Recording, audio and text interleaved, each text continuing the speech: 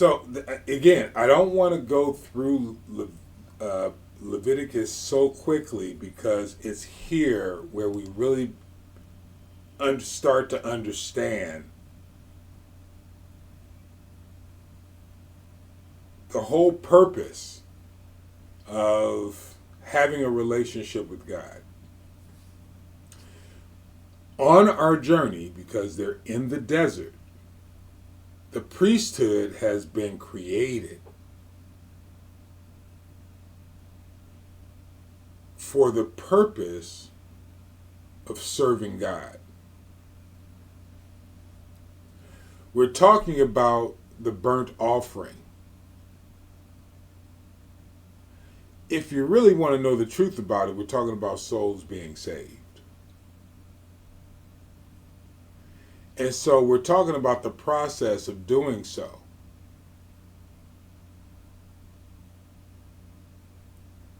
This message that I'm sharing right here in the Levitical beginning of days 1, 2, and 3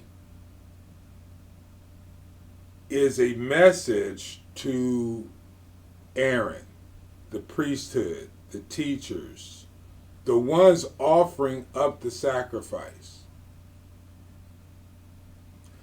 Now, there may be argument on, yeah, but we're all the priesthood, a royal nation, but you're missing the point.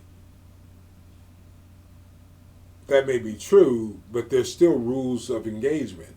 That has not changed from Old Testament to New.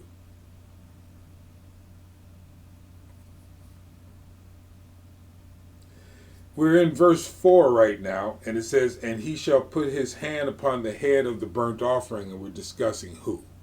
Who is Aaron? The Levitical priest, the high priest, if you will. To accept the man who came to the door of the tabernacle takes someone welcoming them in. I remember talking to someone that I admired greatly. I really did. Mainly because of his relationship with his family. Not necessarily because of his scholarly work. It was his family.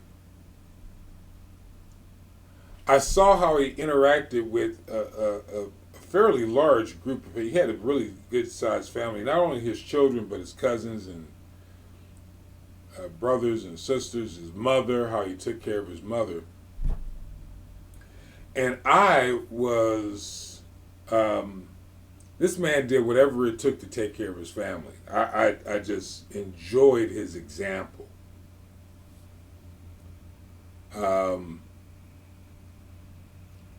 His example, it wasn't really all about him being a pastor for me. It was about him being a husband, flawed husband at one time, and becoming an incredible example of a husband.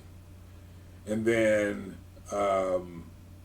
being a father to his daughters and his son, and prioritizing what was important.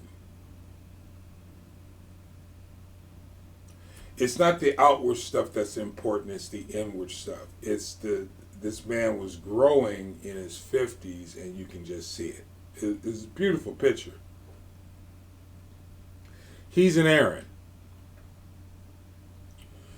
I point that out so you understand that in our humanity, we take on roles that we may operate in well personally, but on the outward side, it takes a lot of sacrifice.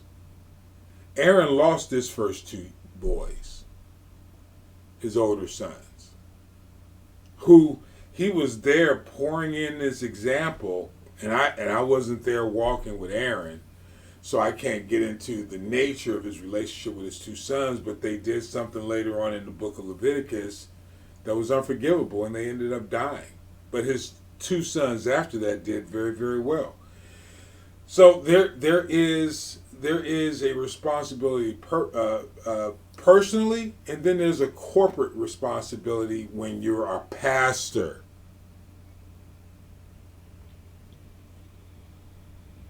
Verse 5.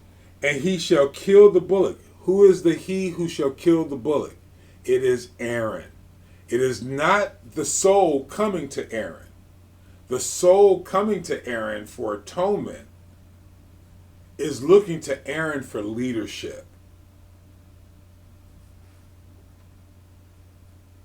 And the killing of the bullock, you have to understand, you don't have to, but you should consider that if this bullock is this young bullock, in other words, this impressionable person who's coming to you without spot nor blemish, as an atonement, is coming to you saying, I'm ready to clean up my life. I'm ready. I'm offering myself a sacrifice, holy and acceptable and pleasing to God.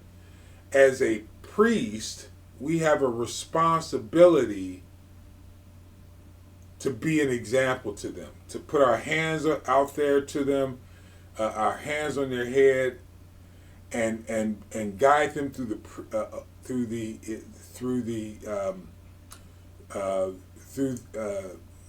process of the tabernacle and the tent, and offering them up as a sacrifice on the table. There's a place for them. This is not about money. This is about souls. And I'm going to read it so you can hear it. I hope you can hear it. And the priest Aaron's son shall bring the blood and sprinkle the blood round about the sons of the priests. We call them apprentices nowadays. Assistant pastors. Whatever language you want to use. Shall bring the blood and sprinkle the blood round about the altar, that the door of the tabernacle of the congregation, and he shall flay the burnt off. I gotta look that up. Because I just want to make sure that I don't say this the wrong way.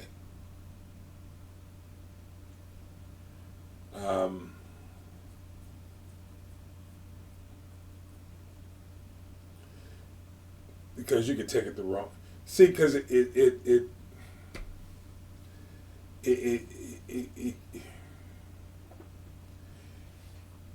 means to strip off, but it's not. I'm not trying to say you're going to strip off the person,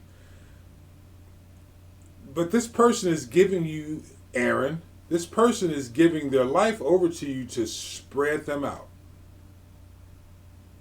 to be examined, to be offered up as a sacrifice, to clean their inward parts, to clean their legs. I believe the legs mean service. I believe it means stability. I might be wrong, but that's just the way I see the legs. But the inward parts, cleaning the intestines, cleaning the heart, cleaning the kidneys, cleaning all the parts that are on the inside of that young bullet. Your job is to clean them before burning them, testing them,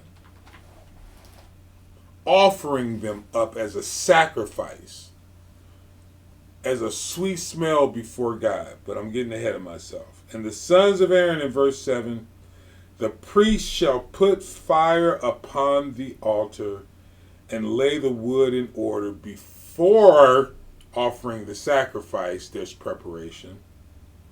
And the priest, Aaron's sons, the assistant pastors, whatever, shall lay the parts, the head. Now, again, many perspectives, but the mind is in the head, right?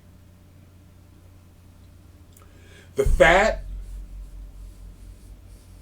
Now, again, many perspectives, but if you just think about the fat being the, which covers the organs and that sort of thing, being the excess, if you will, protection. I mean, there are many ways to look at it, of their own life.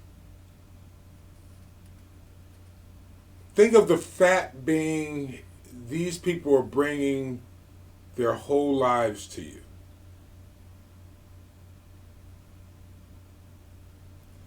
And you lay it in and the fat in order upon the wood that is on the fire, which is upon the altar.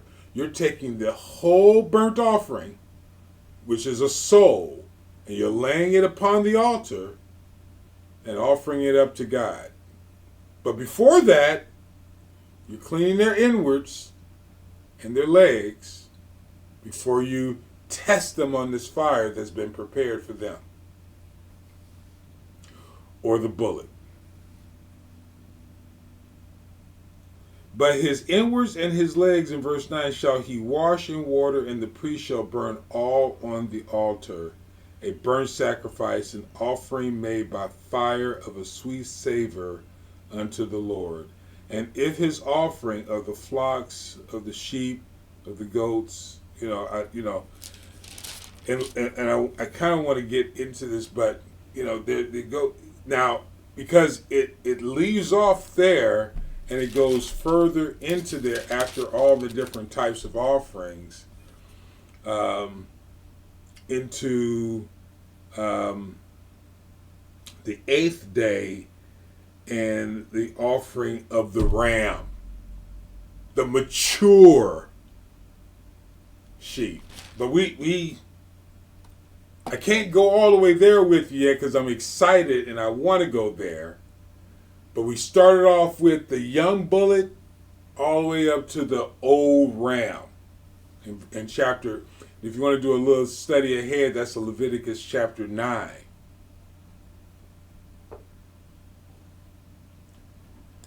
But I'm going to leave the beginning part here. I hope you got something out of that. It's really outstanding.